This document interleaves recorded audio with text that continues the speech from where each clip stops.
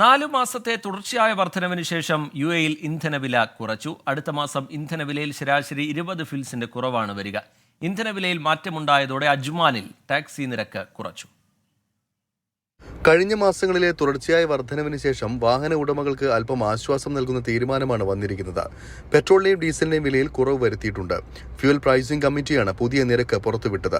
Special petrol വില 3 ദിർഹം 2 ഫിൽസായും E+ന്റെ വില 2 ദിർഹം 95 ഫിൽസായും കുറയും. സൂപ്പർ പെട്രോളിന്റെ വില 3 ദിർഹം 34 ഫിൽസിൽ നിന്നും 3 ദിർഹം 14 ഫിൽസാകും. ഡീസൽ വിലയിലും അടുത്ത മാസം കുറവുണ്ടാകും. 3 ദിർഹം 7 ഫിൽസിൽ നിന്നും 2 ദിർഹം 88 ഫിൽസായാണ് ഡീസൽ വില കുറയുക.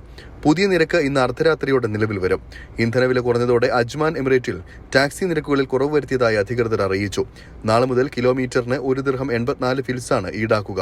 2015 മുതൽ അന്താരാഷ്ട്ര വിപണിയിലെ എണ്ണവിലയ്ക്ക് അനുസൃതമായാണ് UAE-യിലെ പെട്രോൾ ഡീസൽ വില നിശ്ചയിക്കുന്നത്.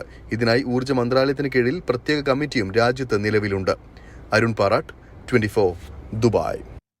വിധി ദിനത്തിൽ 24 മാജിക് ജൂൺ 4 ചൊവ്വാഴ്ച രാവിലെ 5 മണി മുതൽ 24-ൽ.